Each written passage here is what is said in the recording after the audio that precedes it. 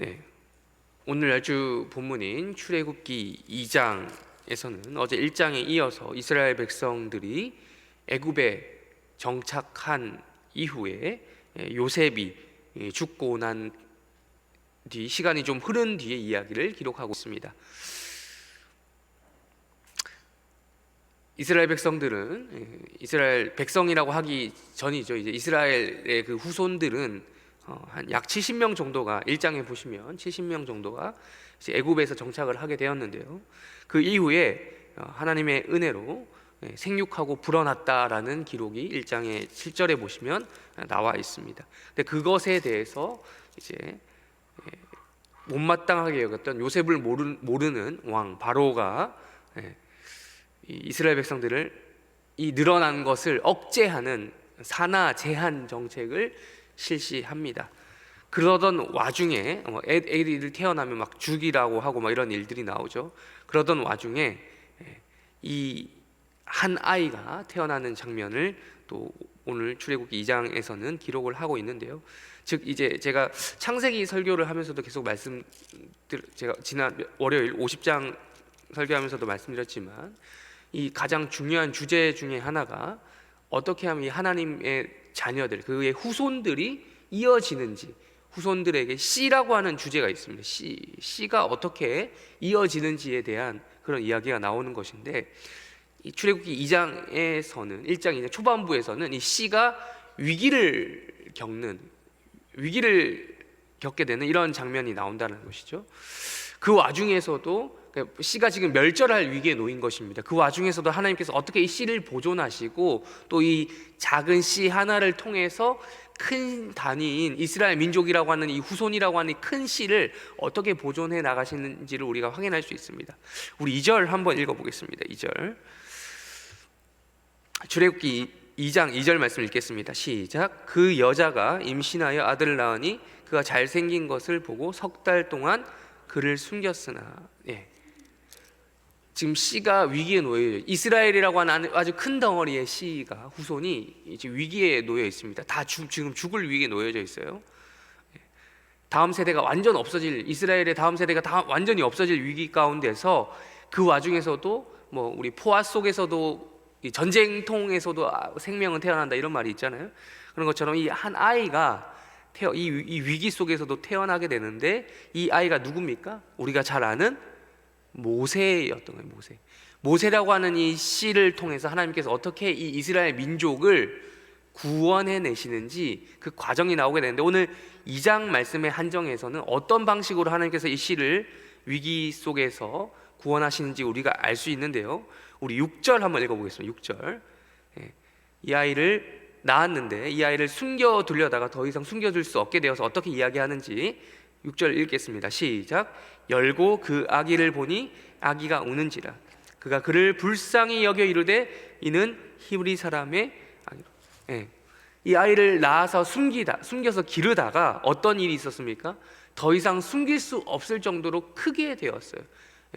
이 아이가 이제 아이도 이제 작을 때는 이제 어떻게 해서든 숨길 수 있었겠지만 크면 클수록 이 애가 목소리도 커지고 뭐 이런 등등의 문제가 있었지 않겠습니까?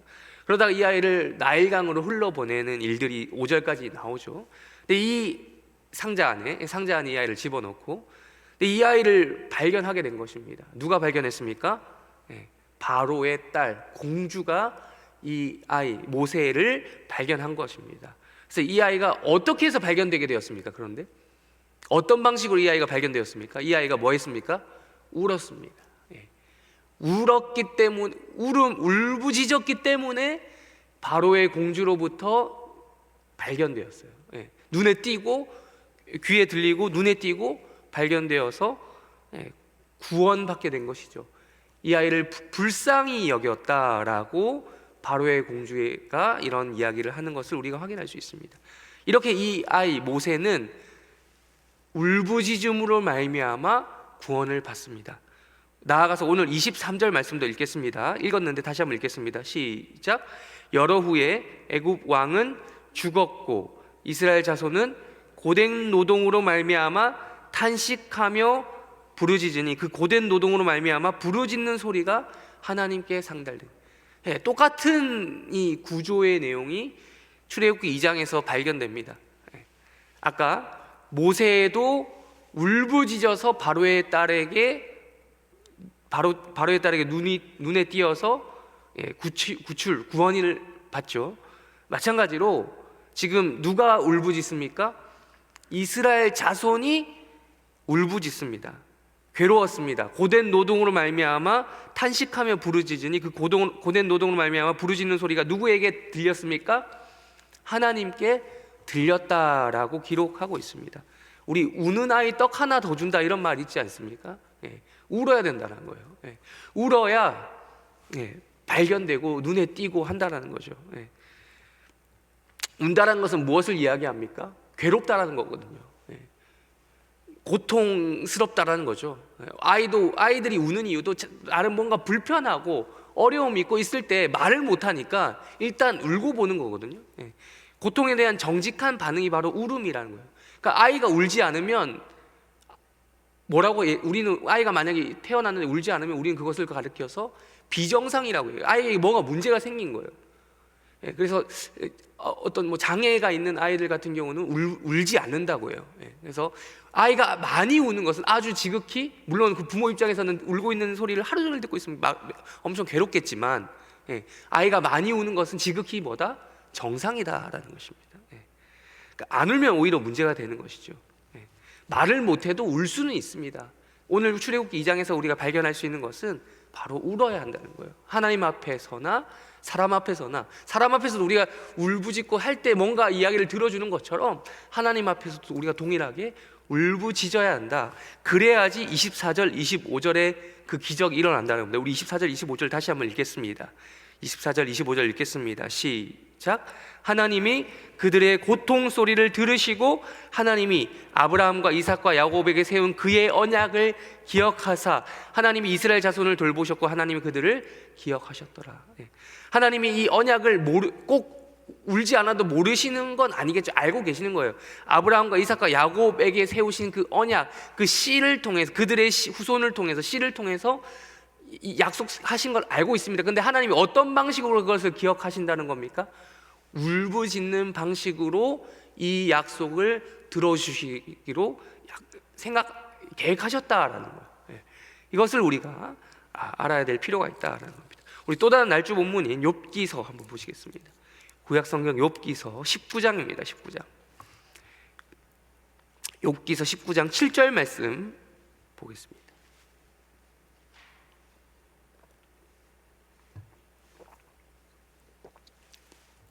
다 같이 읽겠습니다. 시작. 내가 폭행을 당한다고 부르짖으나 도움을 간구하였으나 정의가 없구나. 자, 여기 이제 욥기 19장은 이제 욥기서가 시작된 지 이제 한창 진행되고 있습니다. 욥의 친구들이 어제 본문에서는 이제 빌닷이 이제 막 이런 욥에 대해서, 욥이 너가 고난을 당한 이유는 이거고 저거고 뭐 여차저차해서 막 이유를 설명하려고 하죠. 근데 욥의 세 친구가 와가지고 이런저런 얘기를 해도 욥의 반응은 한결같습니다. 나는 이 정도는 아니라는 거예요. 내가 하나님 앞에 의롭다라고 자신을 할 수는 없겠지만, 내가 이 정도로 고통을 받을 정도로 잘못했냐, 그게 아니라는 이야기를 계속해서 지금 욥이 변론을 하고 있는 겁니다. 계속 이제 주고받는 거예요 지금. 근데 이제 특별히 오늘 읽은 이 19장 7절을 보시면 욥이 뭘 했습니까? 지금 폭행을 당한다고. 지금 폭행이라고 하는 것은 이제 하나님으로부터 상황적으로나 지금 친구들의 말이나 모든 것이 자기를 향해서 지금 뭘 하고 있는 거예요? 자기를 폭행하고 있는 거예요. 나는 지금 쥐어 터지고 있는 겁니다. 폭행을 당한다고 해서 지금 뭘 했습니까? 가만히 있었던 게 아니라 뭘 했습니까? 부르짖었습니다. 그런데 부르짖으나 뭐가 없다라는 거예요 지금? 응답이 없다. 아까 지금 우리 출애굽기 2장에서는 뭘 했습니까? 부르짖으면 하나님 뭐 하셨어요? 들으셨잖아요. 들으셨는데 하나님께 그것이 상달되었는데, 지금 욥의 경우는 정반대라고 이야기하고, 이런 경우가 있습니까 여러분? 하나님께 기도하러 여러분 나오셨는데 기도를 해도 하나님이 안 들어주시면 어떻게 하겠습니까? 응답이 없고 도움을 간구하였으나 정의가 없다라고 이야기를 하고 있습니다. 그러나 우리는 욥기의 결말을 알고 있습니다. 욥기의 결말은 어떻습니까? 지금 이 욥이 하는 이 한마디 한마디가 허공에 떠도는 말로 사라졌습니까? 아니죠. 지금 성경으로 기록도 되었고, 하나님께서 이 말을 잊어버리셨습니까? 지나가는 말로 흘리셨습니까? 아닙니다. 하나님이 다 들으셨던 겁니다. 지금 당장의 내 기도를 안 들어주는 것처럼 보이지만 이러한 울부짖음, 욥이 지금 이걸로도 울부짖고 있잖아요. 폭행을 당한다고 부르짖으나 듣지 않는다라고 하지만 그것조차도 지금 하나님 앞에 말로 지금 울부짖고 있는 장면을 우리가 보고 있는 것입니다. 하나님께서 이 기도를 다 들으셨고, 마지막에 우리는 욥의 마지막 부분, 욥기서의 마지막 부분에서 하나님이 욥이 옳다라고 판결해 주신 것을 우리는 미리 전지적 작가 시점에서 우리는 다 결말을 알고 있습니다. 그럼 이 말이 의미가 있습니까? 없습니까? 이런 말조차도 의미가 있다. 이러한 기도도 기도다라고 할 수 있는 겁니다. 우리의 심정을 토로하는 것이죠. 그래서 이러한 것들에 대해서 우리는 지금 욥이 헛소리한다라고 보시면 안 되고, 지금 때가, 기도를 들어주신 데는 다 뭐가 있다? 때가 있는데 아직까지 이 욥이 이 얘기하는 시점에 있어서는 하나님이 들어주지 않고는 있구나. 그러나 하나님께서 언젠가 이 기도를 뭐 하신다? 들으신다라는 것을 우리가 확신할 수 있는 것입니다. 마찬가지로 아까 출애굽기 2장에서도 이스라엘 백성들이 괴롭다고 처음부터 이야기하지 않았던 게 아니죠. 그러나 하나님께서 그 때가 있어서 모세가 장성하기까지 기다리셨다가 뭐 하셨습니까? 모세가 장성한 뒤에 그 미디안 광야에서 그 숱한 세월을 보낸 다음에 이스라엘 백성들에게 보내셔서 그들을 구출해내시는 그 기간이 있지 않습니까? 마찬가지로 욥의 대답, 욥이 하는 이 말도 그렇다라는 거예요. 그 기간이 필요하다는 거예요.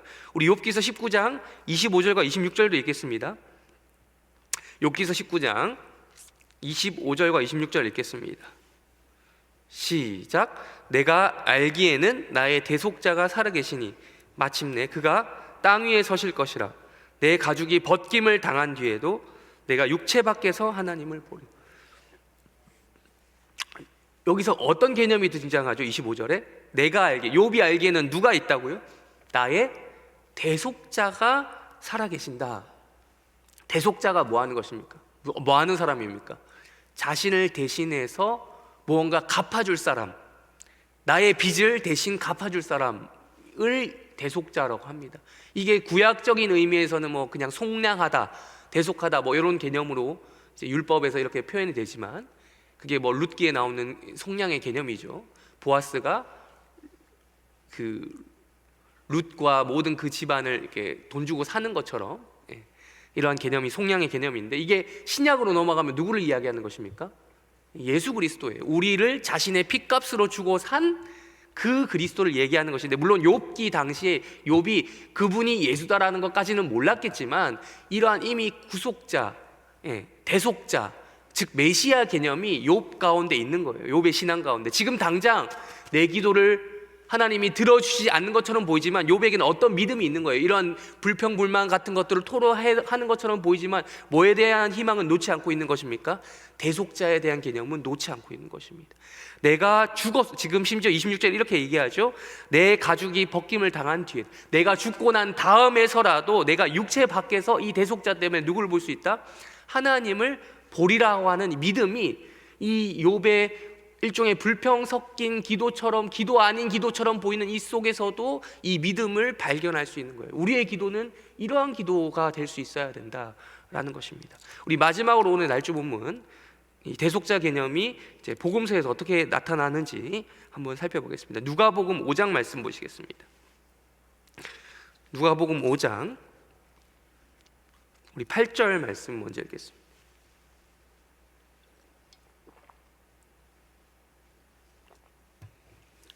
누가복음 5장 우리 8절 말씀 읽겠습니다. 시작. 시몬 베드로가 이를 보고 예수의 무릎 아래 엎드려 이르되 주여 나를 떠나소서 나는 죄인이로소이다 하니. 지금 베드로가 어떤 사건을 경험했는지 다들 잘 아시는 본문이실 것입니다. 베드로가 어떻게 해서 이런 고백을 할 수 있게 되었습니까? 예수님께서 베드로의 배에 의도적으로 올라가셔서 베드로 보고 뭐라고 명령하셨습니까? 가서 깊은 데로 가서 그물을 내려 고기를 잡으라. 지금 베드로가 밤새도록 그 어부로서의 잔뼈가 굵은 베드로가 밤새도록 이 고기를 잡으려고 했지만 잡을 수 있었습니까? 없었습니까? 이때 못 잡았습니다. 그런데 예수님이 그런 말씀을 하시니 그냥 한번 해보는 신용이라고 하겠다라고 해서 했더니 어떻게 됐습니까? 이 놀라운 일이 벌어졌습니다. 고기를 아주 많이 잡았다라고 6절에서 기록을 하고 있죠. 6절 7절에서 심지어 다른 배에 있는 그런 사람 친구들까지 불러서 이 작업을 할 정도로 많이 잡았다라고. 근데 신기하게도 이러한 이러한 기적을 경험한 다음에 베드로의 고백이 무엇이었습니까? 감사합니다. 뭐 이런 것들이 아니었습니다. 예수님, 내가 얼마 살해하면 될까요? 이런 고백이 아니었습니다. 어떤 고백이었습니까? 나는 주님, 오히려 이걸 경험하면 주님을 그럼 계속해서 저의 이 생계에 도움을 주십시오. 뭐 이런 반응이 아니라 그러면 다음에는 어디서 잡으면 되겠습니까? 이런 이야기가 아니라 뭐라고 합니까? 오히려 나를 뭐하라고요? 떠나소서. 나와 함께 합시다가 아니라 나를 떠나소서. 나는 뭐라? 죄인이로소이다라고 하는 거예요. 그러니까 지금 베드로는 이 기적을 통해서 단순히 그냥 먹고 살 만한 그런 정도의 것을 경험한 것이 아니라 예수 그리스도가 진짜 하나님의 아들이시고 내가 감히 범접할 수 없는 그런 분이다라고 하는 놀라운 일을 경험한 것입니다. 말 그대로 예수를 믿게 된 것입니다. 예수님이 어떤 분인지 알게 된 거예요. 그냥 단순히 내 생계에 도움을 줄 수 있고 많은 이러한 정도로 경험한 것이 아니라 진짜 하나님으로 하나님을 진짜 경험하면 하나님이 어떤 거룩한 분이신지 알면 하나님과 더 가까이 하고 싶다라는 마음도 있겠지만 그보다 더 깊이 드는 인간의 의식이 무엇입니까? 하나님 제발 나를 좀 떠나가십시오. 하나님의 그 거룩하심에 비하면 나는 정말 죄인이다라고 하는 고백이 자연스럽게 나오지 않겠습니까? 베드로에게 바로 이러한 고백, 베드로가 경험한 대속자는 이런 대속자였던 것입니다. 그러면서 이제 이런 고백을 하는 것이죠. 그럼 나아가서 베드로는 이런 고백을 했습니다. 나아가서 나병 환자 12절도 우리 한번 읽어보겠습니다. 12절 읽겠습니다. 나병 환자, 예수님을 경험한 그 대속자를 경험한 나병 환자는 어떤 고백을 했는가? 읽겠습니다. 시작. 예수께서 한 동네에 계실 때에 온몸에 나병 들린 사람이 있어 예수를 보고 엎드려 구하여 이르되 주여 원하시면 나를 깨끗하게 하실 수 있다. 자, 베드로도 그랬고, 베드로도 괴로움 가운데 있었고, 이 나병 걸린 사람도 어떤 지금 상황 가운데 있었습니까? 괴로움 가운데, 병에 걸려 있는 상태에서 지금 예수님한테 뭘 요청합니까? 주여 원하시면 나를 깨끗하게 하실 수 있습니다. 지금 여러분 우리 복음서를 읽다 보면 이런 사례들이 너무 많이 나옵니다.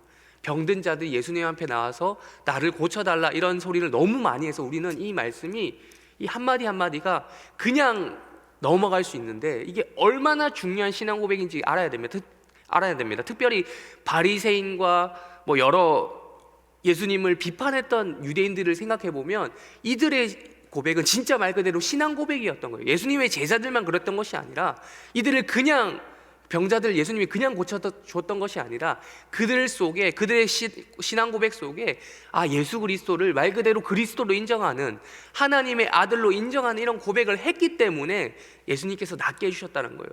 그러니까 아까 우리 출애굽기에서 봤던 울부짖음이 있었기 때문에 하나님께 진정으로 이분이 나의 하나님이시다라고 하는 고백이 있었기 때문에 예수님께서 이들을 낫게 해주셨다라는 거예요. 그러니까 이 한마디 한마디를 우리는 아주 중요하게 봐야 되는 거죠.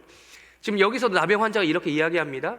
주여, 그러니까 원하시면, 즉 정말 당신께서 하나님이시니, 하나님의 아들이시니, 하나님의 그 실체가 지금 내 앞에 보이는 것이니 당신께서 원하시면 나를 뭐 할 수 있다? 깨끗하게 하실 수 있다. 그냥 단순히 의사에게 나 좀 고쳐달라 하는 수준이 아니라 하나님이신 당신께서, 이 세상을 창조하신 당신께서 나를 고치실 수 있다라고 하는 이런 믿음의 고백, 울부짖음이 있었던 겁니다. 그 결과 어떻게 됐습니까? 나을 수 있었던 것이죠. 베드로의 울부짖음을 통해서 베드로가 고기를 잡을 수 있었던 것처럼 마찬가지로 나병 환자도 그렇게 됐습니다. 마지막으로 우리 19절 읽겠습니다. 중풍병자 이야기입니다. 19절 읽겠습니다. 시작. 무리 때문에 메고 들어갈 길을 얻지 못한지라 지붕에 올라가 기와를 벗기고 병자를 침상 채 무리 가운데로 예수 앞에 달아. 지금 이 중풍병자는 말을 못했습니다. 울부짖고 싶어도 울부짖을 수 없는 사람이 있었습니다. 그런데 이 사람은 말은 못했지만 행동으로 자신의 울부짖음을 표현했습니다. 물론 친구들의 도움을 받았습니다. 받아서 했는데 어쨌든 지금 아예 지붕을 뜯고 내려왔잖아요. 이만한 울부짖음이 어디 있습니까? 지금 이렇게 울부짖고 있는데, 그래서 결국 어떻게 했습니까? 예수님께서 20절에서 이렇게 이야기하시죠. 그들의 믿음을 보시고 이르시되 이 사람아 내 죄 사함을 받았느냐. 하나님께서 이 사람의 믿음을 보시고 낫게 해주시는 거예요. 믿음을 보셨던 거예요. 이 울부짖음을 들어주신 겁니다. 이 시간 우리가 오늘 들은 말씀을 가지고 기도하기를 원합니다. 몇 가지 기도 제목을 나누려고 합니다. 첫 번째, 우리는 이 아기처럼 필요할 때 하나님 앞에 울부짖는 자가 되어야 합니다. 두 번째, 이스라엘 백성들처럼, 출애굽기에 나온 이스라엘 백성들처럼 고통으로 인해서, 오늘 하루도 여러분들이 이제 고된 노동을 이제 시작하실 터인데, 그 고된 노동, 고통으로 인해서 울부짖는 자들이 되셔야 하는 것입니다. 세 번째, 욥처럼 응답이 당장 없다는 이유만으로도 우리는 하나님 앞에 울부짖을 수 있습니다. 그 와중에서도 우리가 대속자를 바라보며 기뻐할 수 있기 때문인 것이죠. 네 번째, 베드로처럼 하나님의 그 거룩하심에 비해서 한없이 깊은 나의 그 죄성을 발견하고 동시에 그것을 놓고도 울부짖을 수 있어야 되는 것입니다. 마지막 다섯 번째, 나병 환자와 중풍병자처럼 나의 죄로부터, 나의 죄, 그리고 나의 어떠한 사회적으로나 아까 말씀드린 죄 같은 게 종교적인 거죠. 종교적으로나 나의 어떤 여러 가지 적으로도 내가 나의 더러운 상태로부터 나를 깨끗게 해주실 그 하나님 앞에 그 죄를 깨닫고 깨끗하게 해달라고, 그 병으로부터 나를 깨끗하게 해달라고 울부짖을 수 있어야 된다는 것입니다. 이렇게 우리가 하나님 앞에서 울부짖는 하루, 울부짖는 우리 인생 되기를 주님의 이름으로 축원합니다. 네, 우리 다 같이 주기도문으로 예배를 마치고 각자 개인기도 제목 가지고 기도하시다가 때가 되면 돌아가시길 바랍니다. 기도하시겠습니다. 하늘에 계신 우리 아버지여, 이름이 거룩히 여김을 받으시오며 나라의 임하옵시며 뜻이 하늘에서 이루어진 것 같이 땅에서도 이루어지이다. 오늘날 우리에게 일용할 양식을 주옵시고 우리가 우리에게 죄 지은 자를 사하여 준 것 같이 우리 죄를 사하여 주옵시고 우리를 시험에 들게 하지 마옵시고 다만 악에서 구하옵소서. 대개 나라와 권세와 영광이 아버지께 영원히 있사옵나이다. 아멘.